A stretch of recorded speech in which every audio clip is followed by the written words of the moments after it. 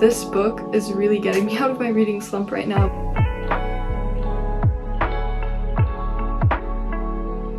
Hey friends! Welcome back to the Train Cafe, or welcome if you're new here. My name is Tamaki, and this is a cozy safe space for book, movie lovers, for writers, and lovers of everything cozy. So today's video is kind of a mix of random daily, weekly vlog, and it's also me trying to get out of a reading slump, and talking a bit about a few things that kind of helped me get out of my reading slump, because I've been kind of in a slump for the majority of this year. In the beginning of this year, I was just reading a lot of books at the same time. Like, I had 7 current reads or something.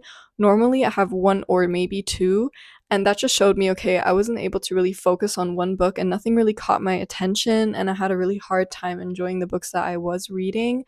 And then it kind of morphed into a reading slump where I just didn't read really anything for 1 or 2 months. I think we've all been there, that like at some point we're just like, okay, like this has to stop. I miss reading. I want to read. I just don't know how to start. And for me, it's like when I'm in a reading slump, even though I want to read and even though I know I'd enjoy myself, there comes a point where I just procrastinate picking up a new book and actually getting back into reading. There's nothing wrong with being in a reading slump. Obviously, take as much time as you need. There's nothing wrong with not reading for months and months on end, seriously.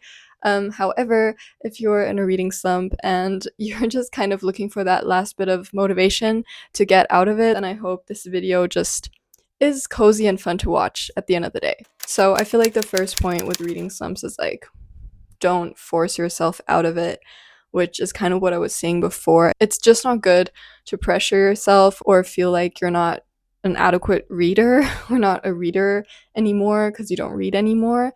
I would honestly kind of just sit in it and let it pass by and do other things, watching certain shows and movies, like for me H2O, things that made me happy as a child and still make me happy, or like crocheting is a thing for me, or focusing on other like parts of my life and doing other things. We have to let go sometimes and accept that there are phases with everything in life. This sounds really, really dramatic, but if you're also a book lover and an avid reader like me, you know what I mean.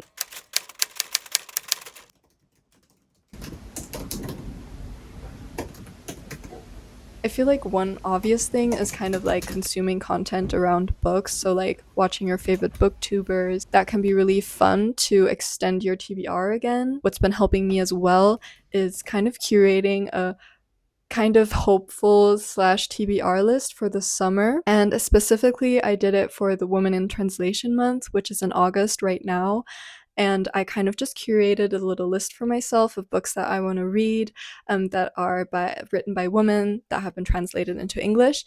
And also consuming content around Women in Translation month has been really like, yeah, it's just been exciting me to read again, and it feels less overwhelming because I have kind of a niche that I'm focusing on this week and or like this month. I feel like it's a really easy way to not literally force yourself to read, but more so get excited about reading again. Kind of sitting down, maybe like romanticizing it a little bit, you know, like putting on some nice putting on your favorite playlist, whatever, or maybe even sitting outside and doing it, and just going through all the books that you've been like saving in your folders on Instagram and stuff like that, and kind of just like curating your own list. I just think it's a cute activity. It's kind of like making playlists or making pin boards, but with your books.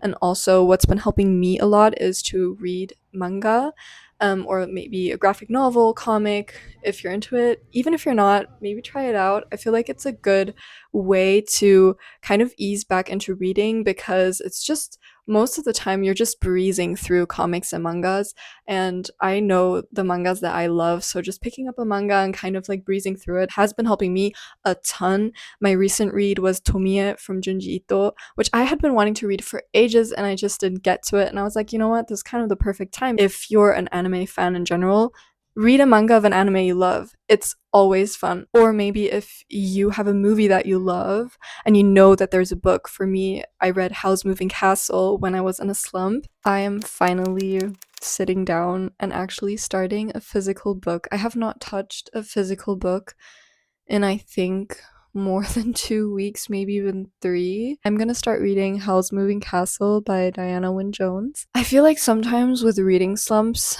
for me at least, it's like I actually just have to take that first step. So today I was like, okay, instead of scrolling through YouTube shorts and watching videos mindlessly, I'm just gonna get bed ready, and for the last 1 or 2 hours before I go to bed, I'm actually carving out some time to read. I only know the movie Howl's Moving Castle from Ghibli, which is an adaptation of this book. I actually don't know how much the movie differs from the book, so I'm excited to see where, like, how similar or different they are. But as far as I can tell, like, the main story seems to be the same. Sophie Hatter gets cursed by the so-called Witch of the Waste, and she travels to this moving castle that Howl, a wizard, lives in to get help. That is also like the main story of Howl's Moving Castle, the movie. So I guess it's the same premise, but I'm just excited to see how the book is different from the movie. I'm definitely excited for a whimsical, cozy fantasy, and I feel like I really need that in my life. So I'm just gonna stop talking and I'm gonna read. Yeah. Yeah.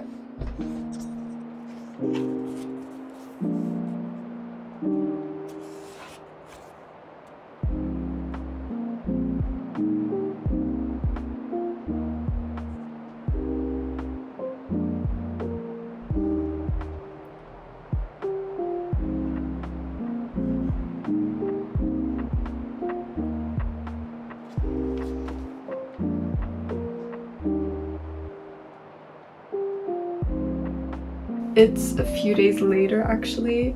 I have been reading, like, I feel like I've been reading a bit, like, every day from Howl's Moving Castle.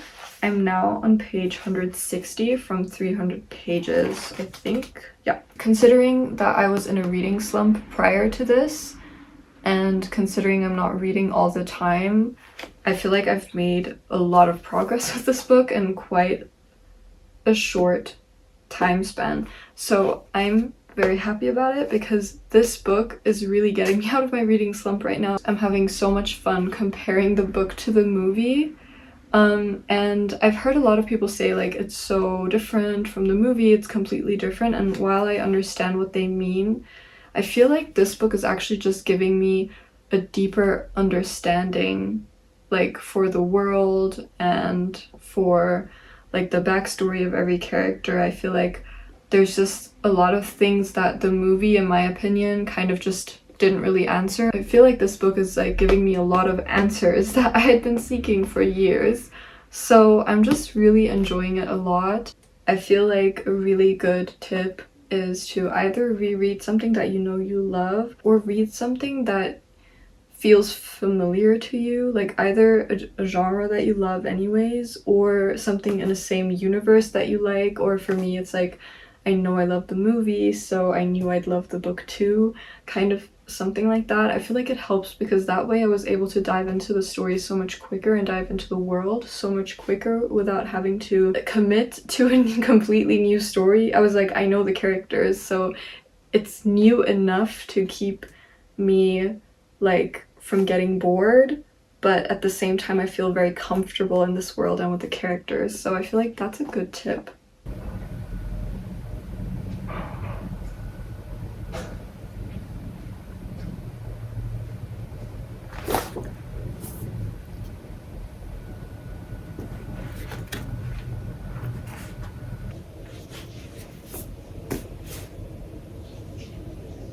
I love it. It's a 5 out of 5 star read for me. Like, hey friends, it's the next morning. I ended up finishing this book yesterday. I really just couldn't stop reading because I was having so much fun. And I was like saying yesterday, like, it's not that different to the movie, but like now looking back on it and like the ending and everything, it is like plot wise really different to the movie, but I feel like the movie and the book just complement each other in a really good way. Yesterday I was laughing because Hal, like, if you know, Hal, he's a drama queen. Like, he's a drama queen. It's a thing in the movies more, and he's much more of a drama queen in the books, which is really funny. And here he says, like, he gets a cold, and then he's like, I feel ill, he announced. I'm going to bed, where I may die. And then later on, he's like, help me, someone, I'm dying from neglect up here. Like, he's just being dramatic because he has a cold. And I was like laughing about it yesterday. I woke up with a cold today. And you know when you wake up, like, I woke up in the middle of the night and like swallowed, and I was like, oh fuck, like my throat is on fire. And like as soon as I realized I have a cold, I couldn't really sleep anymore because it stressed me out so much. But I just found it funny because like yesterday I was like, he's such a drama queen, and now I have a cold and I'm like, why do I have a cold? Anyways. The next thing that I kind of did was implement kind of a gentle reading habit into my daily routines, as long as I'm not too rigid with it, because in general, I do just want to read when I feel like it. But when I know I'm really struggling to open a book, implementing a little bit of a reading habit into your daily routines can really help. So what I did was that I do have my normal morning routine where like I meditate and I journal and do things like that. And I just put in reading in there. I just read during breakfast, and it really helped me because I wasn't pressuring myself to read for 4 hours straight. It was just like 10 to 20 minutes.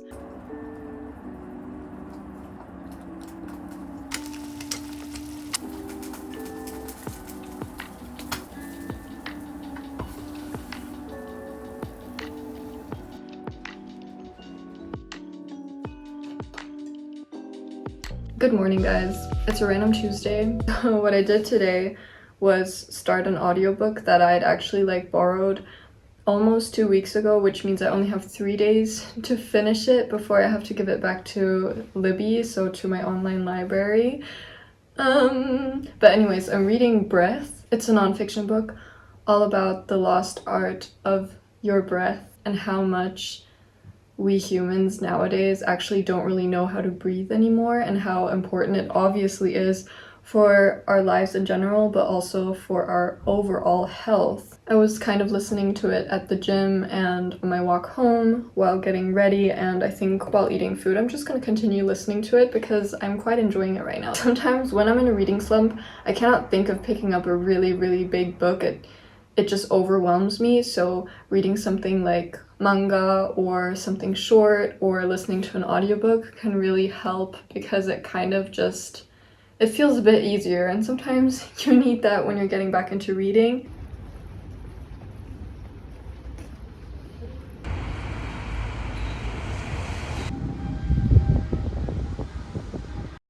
I DNF'd Breath. Yeah, I enjoyed like the first few chapters, but then for me it kind of got a bit boring. Like I feel like sometimes with like these self-help books that aren't actually that scientific but more so kind of in the self-help essay vibe, the problem I have with these books oftentimes is like I like the thought behind it and it's interesting, but it's not interesting enough to keep me for like 300 something pages. Sometimes I feel like it could have been an email. Yeah, I DNF'd it, but it's okay. I'm gonna give reading another go. Last but not least, take yourself out on a little reading date. I feel like people say this all the time, but I feel like we don't do it enough. I don't do it enough. I don't know when the last time was before I did this. I just find a million reasons not to do something like it, but honestly, taking yourself out on a little reading date can be so fun. For example, like just setting up like candles, making a cute vibe at home, and really like setting aside a certain time in your week to read. Or what I did is just go to a park nearby, and I was there for like half an hour, so not even that long, but it really made a difference because I was like, wow, I'm really like prioritizing my reading right now, and I feel how that feels good.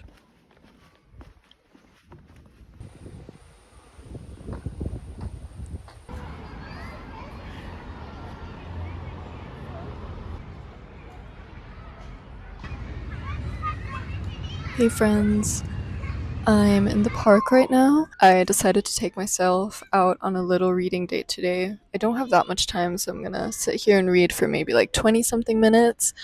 And even though it's short, even just taking a bit of time out of your day can be so much fun.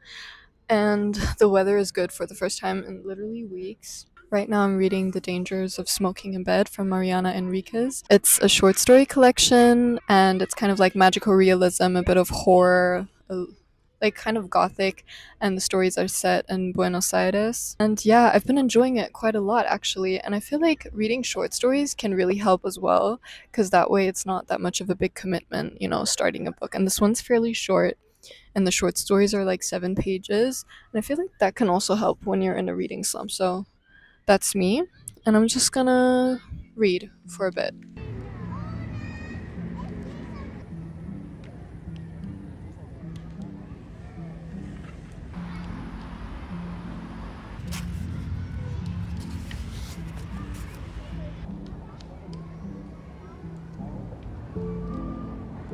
Those were like the little habits and little things here and there that I just implemented into my daily life over the past few weeks. And I'm happy to report that I am out of my reading slump. I've just been reading so much lately, and it's been feeling really, really good. And I feel like these little things that I did here and there really helped me. I feel like this was kind of a random, jumbled video. I hope you guys enjoyed it. I'm slowly getting back into the habit of filming vlogs and everything, so kind of bear with me if this video was all over the place. At the end of the day, I just hope that you enjoyed this video, and maybe you took something, a bit of inspiration away from it. Thank you so much for watching and sharing this space with me. I'm so grateful to have you here, and I hope you stick around. Excited to see you guys in the next video, and I wish you a lovely rest of your day. Bye!